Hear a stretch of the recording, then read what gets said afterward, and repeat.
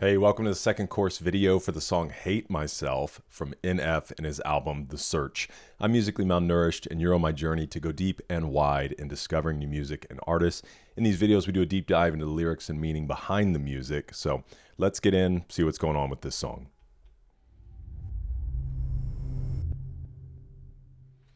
All right, so obviously we listened to Interlude, which kind of sets the stage, and in some ways I think really feels a bit like from the end of the music video, When I Grow Up, because in that song and in that music video, it's kind of like Nate working these blue collar jobs, but talking about like when he grows up, what he really wants to do.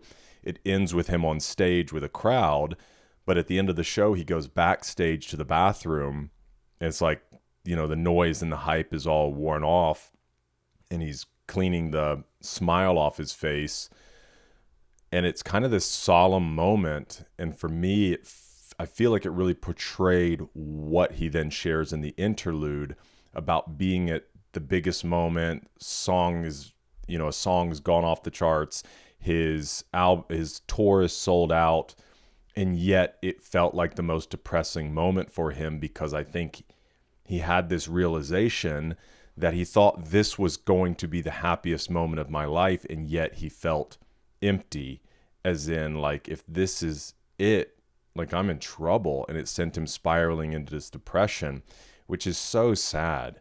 And it does go to show you, it's the conversation that has existed for so long, that fame and busyness and money don't ultimately satisfy. That there are deeper things, that make us feel full. And obviously, Nate is a Christian. That is a side of it, feeling full in your soul.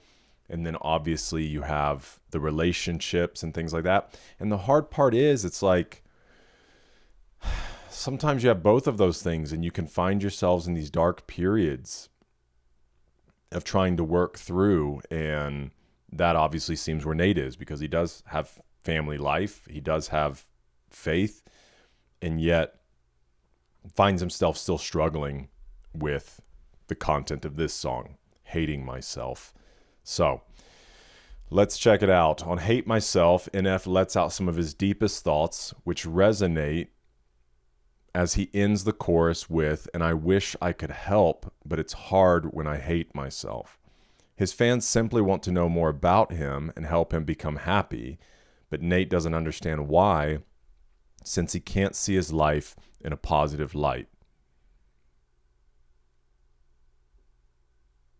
Does NF know why he's sad? This is not a quote from him, but let's see what it says. It says he's not sad. He struggles with depression and anxiety. There's a difference. Yes, I agree. Sadness is experienced after something small, like dropping your ice cream on the sidewalk.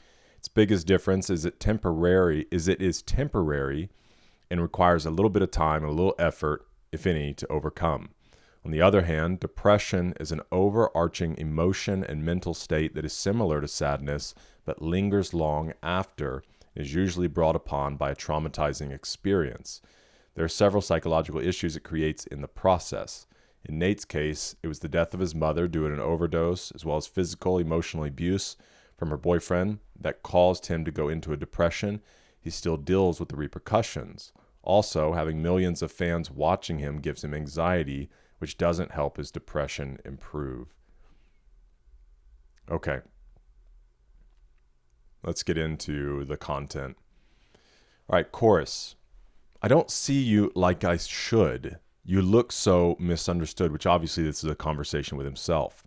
"And I wish I could help, but it's hard when I hate myself." Man. "Pray to God with my arms open. If this is it, then I feel hopeless. And I wish I could help, but it's hard when I hate myself." Let's see what the annotation says here. "Self-hatred seems to be one of the biggest problems Nate is facing in this album. Its presence is felt throughout much of the Search album, and it takes full force in this song. He mentions self-hatred in several songs from the 2019 album, Firstly, the opening track, The Search, where he raps, that's when I put on my makeup and drown in self-hatred. And Leave Me Alone, the next song, Nate says, but I just leave him on the ground right next to my self-hatred. On Change, the song after Leave Me Alone, Nate raps about his opinion of himself. Everyone around me kind of thinks I'm a great guy, but I don't ever think it, so I think I'm a fake liar. Man, I really am curious, especially from Nate's perspective, what drives that self-hatred, you know? Is it just the feeling of like angry about facing the depression? Like, why can't you do better? Because I think there's a side, I don't ever think there's room for self-hatred. Not in the sense that there's not room to deal with it in your life. I mean that it's something you want to exist in your life. I think there are times that shame serves a purpose for a short time. When you do something you know you're not supposed to do, there's a shame that comes upon it, and that shame is meant to drive you toward doing the positive thing. But to live in shame, I think, grows into self-hatred. And so, of course, like, I've been disappointed in myself and looked in the mirror like, man, like, that's not who you want to be, which hopefully then produces a positive result. But I don't know that I'm familiar with, I know I'm not familiar with depression.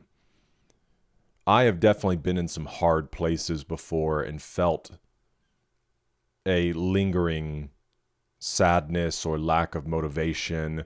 You know, I've wept because of certain jobs I've had and places that I've lived, and just like the thought of waking up the next day and going and doing that again felt absolutely overwhelming to the point that I just sobbed. You know, I think that's probably only happened to me twice in my life where I just cried like those awful man heaving, like just you can't stop and it's like hard to breathe, you know. And in that moment, my wife was able to console me and encourage me and be like, hey, you're really good at this. You can do that. And, you know, and I was able to find kind of a second wind. But that idea of like looking at myself in the mirror and hating who I am, I'm not fully familiar with that. And so it definitely breeds some compassion and empathy, but also curiosity as to what it is that causes him to feel that way. So I know it's a personal subject, you know, but if you want to share in the comments, you're more than welcome to. Maybe what it is that's ever driven you to that place or held you captive in that place. Yeah, late nights are the worst for me. They bring out the worst in me, which I know is common for people, you know, who face depression. Mind running got me feeling like it hurts to think, because the world is kind of stopped, but your mind just keeps going, which I love the night, you know, as that. But I can imagine if you were dealing with, say, self-hatred, that being a scary place. For me, it's the time that a lot of the time that I do like to think and strategize. You know, and obviously there are moments within there that it's like you can feel overwhelmed. There have been times that I've been up for hours just scrolling jobs on like LinkedIn, which when I had a perfectly fine job, but I just felt unfulfilled, or like maybe I just wasn't, or I felt overwhelmed and was like, it'd be easier to do another job. And I'm just like scrolling LinkedIn, looking at stuff. Oh, could we move? You know, so obviously there are those moments, but for the most part, the evening for me is I look forward to the evenings, but I can imagine being in that place of depression and self-hatred, the world slows down and now you're kind of just left to your own thoughts. And if you hate yourself, those aren't thoughts you want to be left with. If this is all I wanted, I don't want it. Gotta be more for me. All the core beliefs And every morning I wake up and feel like I'm not worth it because I'm at war with peace. So he's kind of saying like, I feel like he's saying I have the core beliefs. Like I have this kind of understanding. And whether that's from a Christian theological standpoint, the core beliefs, I believe in God, I believe in Jesus, I believe he saved me of my sin, I believe I'm filled with the Holy Spirit. Or it's also the core beliefs of like knowing where he's at in life and that he's successful and that he's got family and other stuff. So it sounds like he's saying I have these core beliefs, but I still feel this way. And I can imagine, man, that being absolutely frustrating, demoralizing. I go to hell, walk up to the corpse of me, look at the body like you ain't nothing but poor and weak. It's kind of weird. Lately, I've been feeling like the only way for me to get away is if I poured a drink. That's more deceit, more defeat. It really is, man, because it becomes a coping mechanism, right? But ultimately, in the end, you haven't solved anything. You've just forgotten. And I think there are positive outlets for that. You know, going to a movie or out to eat or to a concert or on vacation. These can all be things that get your mind, or a TV show or a video game. These can all be things that get your mind off of the current situation. And sometimes you need that. You just need that space. You're like, I just don't want to think about it for a little while. And that can be 100% positive and helpful. And sometimes it's just what you need to re-engage in the work. But there are also destructive habits like alcoholism, drugs, that just become this kind of, I don't know that a Band-Aid's even a good word for it, but it just this numbing, this medication, and in a way it does get your mind off of it, but then it really doesn't solve anything. And then you probably feel worse because of engaging in that activity. And it can be the same way with vacations and video games and movies, that those things could just be used as medication, or some people use eating as that, and then they feel worse about themselves. And so it's interesting. You know, I've gone on vacations before, and my wife and I just cried on the way home because we didn't want to go back to life. But then I've been on vacations where it's like, bummed that you have to leave, but personally I'm like excited to get back, you know, and get engaged in the work again. And so you just have to be careful, man. But I'd say especially substance abuse are those things that are more deceit, more defeat. Is this really what I'm born to be? That's what you get for thinking you're unique. So poor, but I'm so wealthy. Obviously, he's stating there like he has material wealth, but he feels poor. Need help, but you can't help me. What else can the world sell me? Tell me lies, I still buy them like they're going out of stock, but it's not healthy. I don't see you like I should. You look so misunderstood, and I wish I could help, but it's hard when I hate myself. So the repeating chorus. Yeah, late nights get the best of me. They know how to get to me. Suicide thoughts come and go like a guest to me. But I don't want to die, just want to get relief. That line hit me hard in the song. And I won't talk about it too much here because I did speak about it in the React. That it is that feeling of like, I don't really want to die, but I want relief. And I've tried everything else and I don't see any way forward. And I think that's such a sad thought, man, that people feel that way. So don't talk to me like you think I'm so successful. What is success when hope has left you? I'm not a spokesman. I'm a broken record who's sick of doing interviews because I hate myself. This line really stood out to me too. Because in an interview, they're asking you questions about you, you know? And if you hate yourself, it's like the last thing you want to talk about is you. Especially, he shared several times that he has stuff in his lyrics that he doesn't feel like he's mastered himself. And so then he just feels like a liar. And so if you have to like stand by those lyrics or whatever, but at the same time, you just feel like a fraud. Gosh, man, it is. It's like such a prison. Come across like it's so easy, but I feel like you don't need me. When I feel like you don't need me, I feel like you don't see me. My life has no meaning. Drain me. Hands out trying to ask for love, but when I get it, I just pass it up. Which this could be the things, that drive that self-hatred, this disappointment. It's like I'm asking for love, or I want love, or I know I need love, but then when I get it, I like pass it up, or I mistreat it, and then that just drives this cycle of like, what the heck? What's wrong with you, man?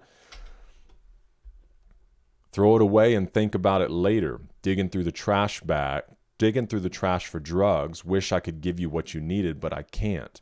I'm scared because. Okay, the chorus, verse 3. I walk through the ashes of my passions, reminiscing with the baggage in my casket. Says emotionally, NF feels as though he's dead while he's physically alive. He seems to have lost his intense passion for life. After Let You Down went triple platinum in 2017, he had finally achieved his dream of making it in the music business. He elaborates later in the Search's track list on Nate. At 27, we'll take millions, but it's really sad because you learn to realize that none of this will make you happy. NF uses this metaphor to describe how maintaining his previous motivation has been a challenge ever since finding success. This is not the first time he's spoken about ashes in his music. On 2016's Oh Lord, he states, when I die, put my ashes in a trash bag. I don't care where they go. It's clear NF has felt this way as far back as April 2018 when he first teased these lyrics via Twitter. I walk through the ashes of my passion. Get lost in the questions I can't answer. Can't stand who I am, but it don't matter. We scream to be free, but I stay captured. Knee deep in defeat of my own actions. Feel weak, but the peace that I keep lacking keeps speaking to me, but I can't have it.